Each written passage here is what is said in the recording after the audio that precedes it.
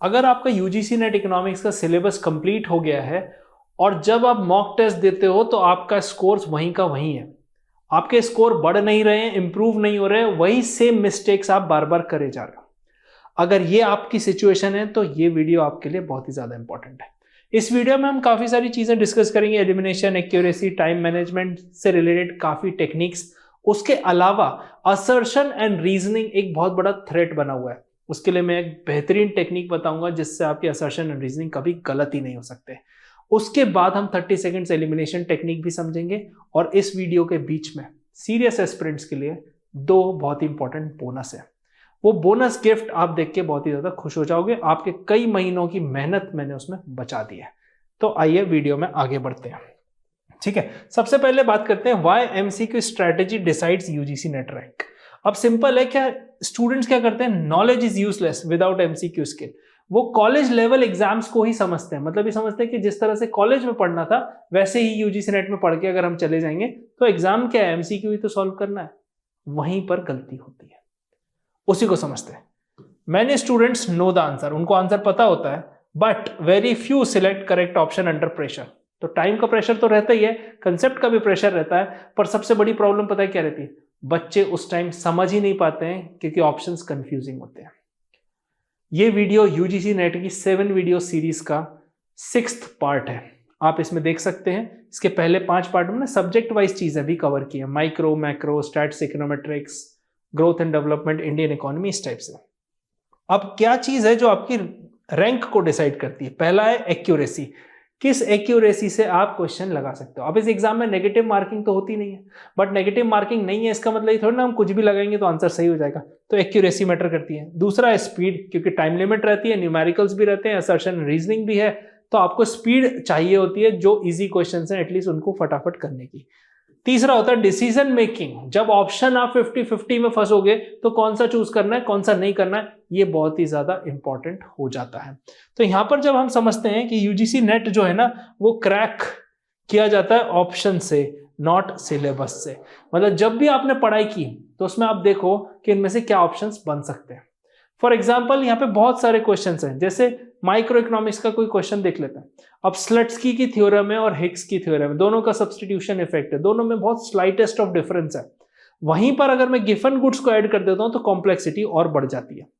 अब इसी सेंस में मान लीजिए मैं पूछता हूं कि गिफन गुड्स का अगर प्राइस और गिफन गुड्स की डिमांड कम हुई तो प्राइस का उस पर क्या इंपैक्ट होगा, क्या प्राइस भी डाउन होगा या अप होगा। यहां आते हैं कंसेप्चुअल ट्रैप्स, वो हम पिछले वीडियोस में सब्जेक्ट वाइज भी डिस्कस कर चुके थे और आज भी हम समझेंगे। अब एनटीए कैसे डिजाइन करता है ट्रिकी एमसीक्यू, कैसे अपन इसको समझ सकते हैं कि कैसे पेपर सेटर का दिमाग चलता है। अब वो 2 क्लोज ऑप्शंस आपको दे देंगे, एक उसमें से अजम्पशन को वायलेट कर रहा होगा उसको छुपा देंगे, मतलब 2 के फैक्चुअली करेक्ट है पर एक में अजम्पशन वायलेट हो रही है। फिर एब्सोल्यूट वर्ड्स को यूज करेंगे, आगे हम वो वर्ड्स देखेंगे जैसे कि ऑलवेज एंड ऑल। फिर डेफिनेशन को मिक्स करेंगे और एप्लीकेशन, आपको लगेगा डेफिनेशन तो सही है पर उसकी एप्लीकेशन गलत होगी या वाइस वर्सा होगा। पिछले 2 साल में इस टाइप के काफी क्वेश्चंस देखे गए हैं। पहले क्वेश्चन फिर भी स्ट्रेट फॉरवर्ड आ जाते थे, बट आजकल यही है। अब इसमें क्या होता है, रॉन्ग ऑप्शंस जो है ना वो रैंडम नहीं है, वो सेट किए गए हैं, वो कंसेप्चुअली हमेशा रॉन्ग होते हैं। जैसे कि for example monetary policy will always control inflation. अब यहां पे क्या है, आपको पता है मॉनेटरी पॉलिसी इन्फ्लेशन को कंट्रोल करने के लिए बनाई जाती है, पर यहां पर वर्ड जो ऑलवेज है ना वो आप ट्रैप में फंस गए, तो वहां पर आपका आंसर गलत हो जाएगा। अब इसी के लिए 4 स्टेप एलिमिनेशन फ्रेमवर्क बनाया है, this is a core slide in our today's video. ठीक है, हाउ टॉपर्स एलिमिनेट ऑप्शंस, कैसे। वो सबसे पहले कोर कॉन्सेप्ट को आइडेंटिफाई करते हैं कि कॉन्सेप्ट क्या है, सोलो मॉडल है मान लो, तो सोलो मॉडल का है। अब उसमें क्या करेंगे, ऑप्शंस को रिमूव करेंगे जो डेफिनेशन को वायलेट करते हैं या अजम्पशंस को वायलेट करते हैं। क्या मतलब है, जैसे कि टेक्नोलॉजी एंडोजेनस है, यहां पे प्रॉब्लम फंस जाएगी। फिर वो एलिमिनेट एक्सट्रीम वर्ड्स को एलिमिनेट करते हैं, जैसा मैंने अभी आपको इन्फ्लेशन के केस में बताया था, ऑलवेज, नेवर, ओनली, ये एक्सट्रीम वर्ड्स हैं जो आपके दोस्त हैं, जो आपको आइडेंटिफाई करने और एलिमिनेट करने में मदद करेंगे। ठीक है, फिर they choose the most theoretically consistent option, theory के हिसाब से जो सबसे ज्यादा उसके साथ जा रहा है, उसकी समझ के साथ जा रहा है, उसको चूज करेंगे। So elimination improves accuracy more than blind solving. तो ब्लाइंडली अपन को उसको सॉल्व नहीं करना है। इसके कई सारे एग्जांपल्स मैं पिछले 5 वीडियो में कवर कर चुका हूं। तो मेरा सिंपल सा ये कहना है कि जब भी आपको क्वेश्चन आए, आप क्वेश्चन में ऑप्शन को हाइड कर लो कंप्यूटर स्क्रीन पे और फिर पढ़ने की कोशिश करो और फिर दिमाग में सोचो कि ये किस मॉडल से रिलेटेड है, अच्छा मैंने इसके लिए क्या पढ़ा था। क्योंकि जब आप ऑप्शन पढ़ लेते हो तो आपकी थिंकिंग बायस्ड हो जाती है। अब बात करते हैं असर्शन एंड रीजनिंग के क्वेश्चंस की। ठीक है, ये हाईएस्ट एरर रेट है एमसीक्यूज में, हाईएस्ट एरर होते हैं इसमें। पहला क्या है, both statements are true but unrelated. तो कई बार ये क्वेश्चन पूछा जाता है कि दोनों तो सही हैं बट उनका कोई आपस में रिलेशन नहीं है। फिर रीजन ट्रू है बट असर्शन फॉल्स है, या लॉजिकल फैलेसी है, मतलब है तो ठीक है पर दोनों का लॉजिक भी ऑपोजिट कर दिया गया। अब सेफ किस तरह से आप कर सकते हो, आप हर स्टेटमेंट को टेस्ट कीजिए इंडिपेंडेंटली, ठीक है, और आप लॉजिकल लिंकेज उसका चेक कीजिए। Truth does not imply causation, मतलब अगर कोई चीज सही है इसका मतलब ये नहीं है कि वो उसका कॉज हो सकती है। सिंपल सा एग्जांपल समझते हैं पूरी स्लाइड को समझने के लिए। सबसे पहले आपको असर्शन पढ़ना है सेपरेटली, और सबसे पहले उसमें ये लिखना है कि क्या ये सही है या गलत है। ठीक है, जब आपने असर्शन में ये चीज YNN लगा लिया तो आपका क्लैरिटी हो जाएगा। फिर आप सेम चीज रीजन के लिए करो कि क्या ये सेंटेंस सही है या गलत है। ठीक है, दोनों चीज करने के बाद आपको क्लैरिटी मिल जाएगी और 2 ऑप्शन बचेंगे। क्योंकि अब बात आती है क्या ये इससे रिलेटेड है या अनरिलेटेड है। रिलेटेड कैसे पता चलेगा, हमेशा एक वर्ड लगा के बीच। जब आप असर्शन पढ़ो उसके बाद बिकॉज और फिर उसके बाद रीजन पढ़ो। For example, devaluation in the currency improves balance of payment because of Marshall Lerner condition. अब ये है, अब आपको पता है पहला स्टेटमेंट भी सही है, डिवैल्यूएशन से बीओपी इंप्रूव होता है, और मार्शल लर्नर कंडीशन का भी सेंटेंस मान लीजिए सही है। अब ये आपस में रिलेटेड है कि नहीं, बिकॉज वर्ड लगा के आप इसको चेक कर सकते हैं। तो आपके ऑप्शंस बहुत ही आसान तरीके से ट्रू हो जाते हैं। अब कई चीजें जिनका कोई लॉजिक नहीं, जिनका कोई कनेक्शन नहीं है, जैसे क्लासिकल थ्योरी की बात करते हैं। क्लासिकल थ्योरी में जो वेजेस है वो फ्लेक्सिबल है। वहीं अगर आप डॉनबुश की बात करो, जो एक एक्सटेंडेड न्यू केनीशियन इकोनॉमिस्ट माने जाते हैं, अब उनकी अगर अपन बात करें तो उन्होंने कहा है कि वेजेस जो हैं वो रिजिड है। अब ये दोनों में बात वेजेस की है, पर क्या ये रिलेटेड है या नहीं, तो इस तरह से आप बिकॉज लगा के देख सकते हो। ठीक है, अब आ जाते हैं गेसिंग वर्सेस स्किपिंग। अब स्किपिंग तो इसलिए नहीं है क्योंकि यहां पर नेगेटिव मार्किंग का कोई सीन ही नहीं है। यहां पर मैं नेगेटिव मार्किंग का मतलब ये समझाने के लिए मैंने लिखा है कि यहां पर आपको गलत नहीं करना है क्वेश्चन, क्योंकि जब हम गलत करते हैं ना तो हमारा कॉन्फिडेंस ब्रेक होता है। अब नेगेटिव मार्किंग तो यूजीसी नेट में होती नहीं है, पर आप अगर ये सोच के देखो कि अगर मैं नेगेटिव मार्किंग करूंगा तो मेरा मार्क्स लूज होगा, तो जिससे कि ना कैजुअल अप्रोच में नहीं लगाओगे। बच्चे क्या करते हैं, 70-80 क्वेश्चन किए, फिर बचे 20 है, नहीं पता है, सारे ए लगा दिए। ये पैटर्न मेथोडोलॉजी नहीं चलती बेटा, उसमें भी लॉजिक ढूंढ के हमको चीजें करनी है। कैसे करनी है मैं बताता हूं। जैसे मान लीजिए आपने क्वेश्चन पढ़ा, उसकी थ्योरी का कोई वर्ड कहीं ना कहीं कनेक्ट हो रहा है, उसको लगाए, उसके चांसेस ज्यादा बढ़ जाते हैं सही होने के। ठीक है, तो when not to attempt a question, तो सबसे पहले आपको क्या करना है, पहले पेपर को गो थ्रू कर लेना है, जो क्वेश्चन आते हैं उनको लगा देना।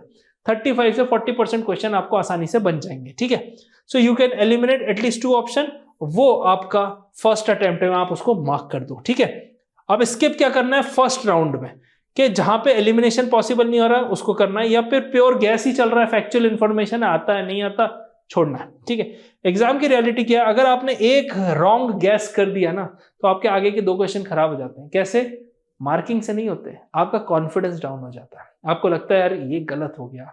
जब पेपर शुरू किया तो पहले 10-20 क्वेश्चन बने ही नहीं, कॉन्फिडेंस डाउन होता है। तो रॉन्ग आंसर अटेम्प्ट ही नहीं करना है पहले। अगर आपको लग रहा है एक लाइन पढ़ के कि मुझे आता है नहीं आता है, आगे बढ़ जाओ।